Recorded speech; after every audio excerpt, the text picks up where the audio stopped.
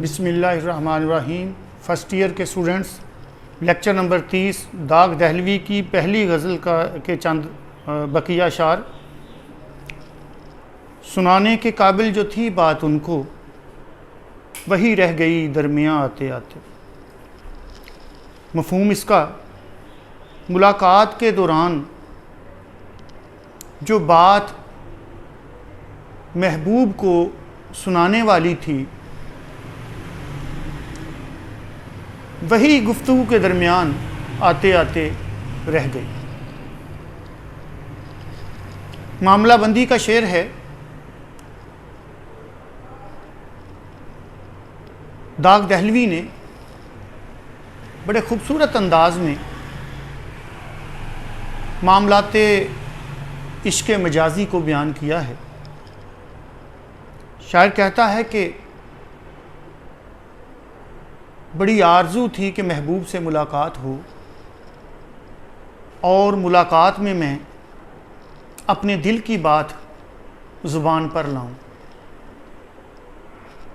اس کی جدائی میں، اس کے ہجر میں جو مجھ پر بیت رہی ہے، اسے بتاؤں، اظہار تمنا کروں۔ ملاقات ہوئی،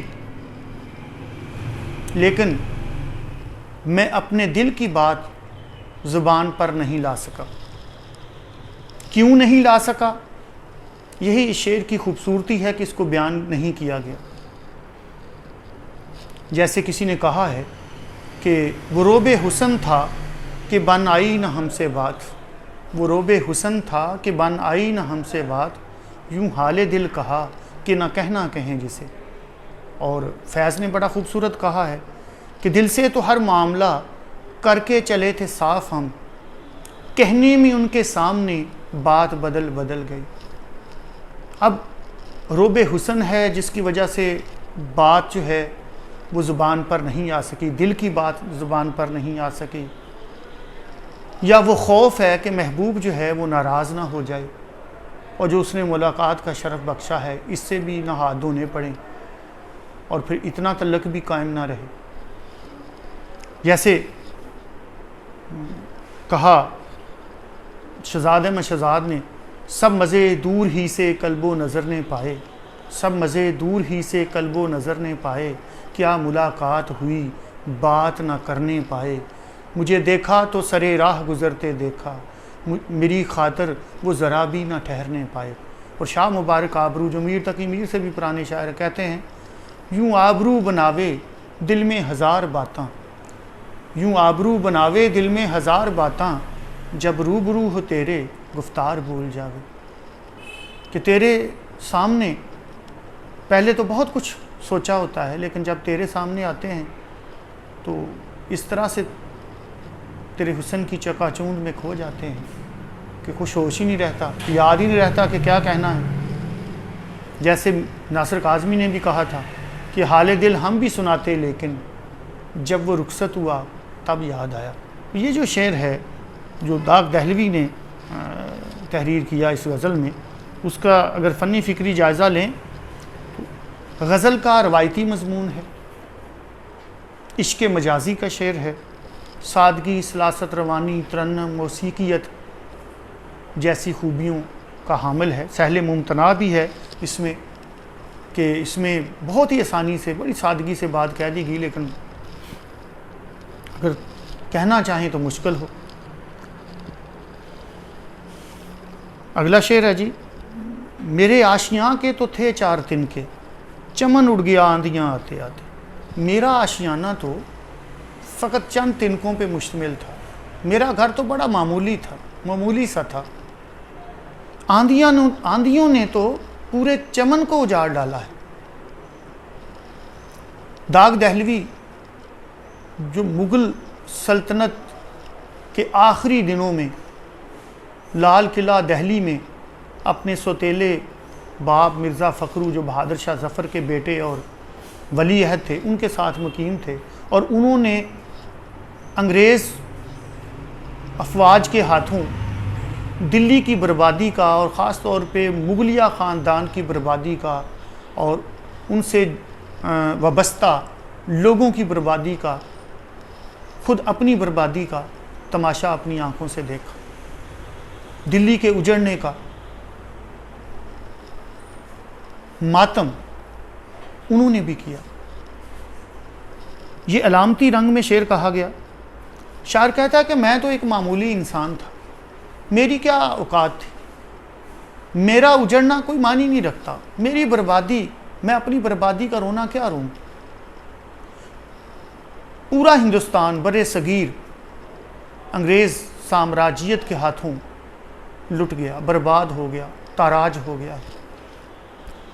جب پورا چمن ہی اجڑ جائے تو پھر چند تنکوں پہ مشتمل ایک گھونسلہ، اس کی کیا اوقات ہے۔ درخت جب جیسے کہا کہ آندھیوں نے اجاڑ ڈالے ہیں پیڑ جتنے بھی تھے ثمر والے، تو جب آندھیاں اتنی شدت سے چلیں کہ پیڑ ہی جڑوں سے اکھڑ جائیں تو پھر ان پہ بنے ہوئے تنکوں کے گھونسلوں کی کیا اوقات ہے۔ شعر علامتی رنگ میں ہے، اور پورا ہندوستان کا جو بر صغیر پاک و ہند کا جو 1857 کی ناکام جنگ آزادی کے نتیجے میں ہونے والی جو بربادی ہے، اس کا ایک نوحہ ہے۔ جیسے میر نے اپنے زمانے میں کہا تھا، شاہاں کے کوہلے جواہر تھی خاک پا جن کی، انہی کی آنکھ میں پھرتی سلائیاں دیکھی۔ غلام قادر روہیلا نے مغل بادشاہ شاہ عالم ثانی کی آنکھیں نکال دی تھی۔ اسی طرح سے اس نے کہا تھا کہ دلی میں آج بھیک بھی ملتی نہیں انہیں، تھا کل تلک دماغ جنہیں تخت و تاج کا۔ اور کسی شاعر نے کہا نا کہ میرا رونا نہیں، رونا ہے یہ سارے گلستان کا۔ وہ گل ہوں میں، خزاں ہر گل کی ہے گویا خزاں میری، کہ میں ایسا پھول ہوں کہ خزاں ہر گل کی جو ہے نا وہ میری خزاں بن گئی ہے۔ میں پورے، یہ اجتماعی شعور ہے، اور جو داغ دہلوی نے اس شعر میں بڑا خوبصورت انداز اپنایا ہے کہ انسان کو خود غرض نہیں ہونا چاہیے، اپنا رونا نہیں رونا چاہیے، اپنی مصیبتوں کی بات نہیں کرنی چاہیے۔ جب اجتماعی مصیبت آئے، پریشانی آئے، بربادی آئے تو پھر اجتماعی جو ہے وہ دکھ، اس کا اظہار کرنا ضروری ہوتا ہے، اپنا رونا لے کے نہیں بیٹھنا چاہیے۔ لیکن کہیں نہ کہیں ایک وہ جو کم مائیگی ہے، داغ دہلوی کہتے ہیں کہ میری اوقات ہی نہیں تھی۔ بڑے بڑے لوگ، طاقتور لوگ،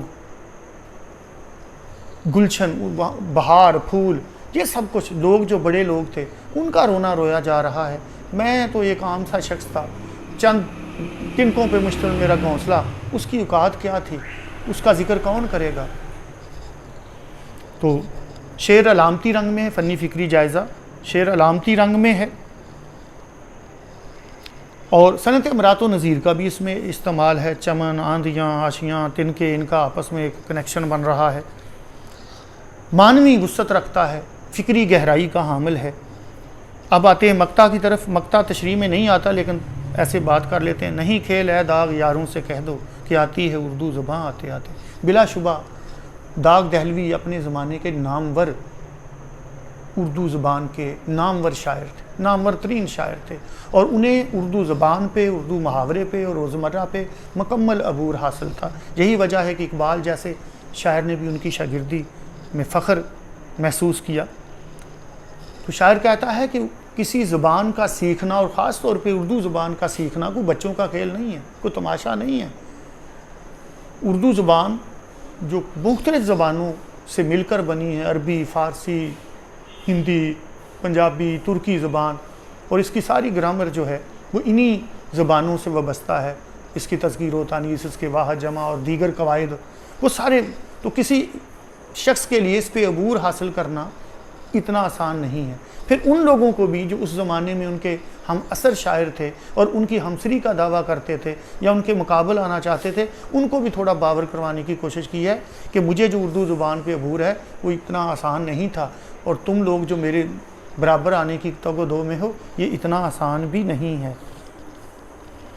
اسی داغ نے کہا ہے، اردو ہے جس کا نام ہم ہی جانتے ہیں داغ، سارے جہاں میں دھوم ہماری زباں کی ہے، اور پہلے ان کے کلیات میں ہندوستان میں دھوم ہماری زباں کی ہے۔ تو آج کا لیکچر میرے بیٹے تمام ہوا۔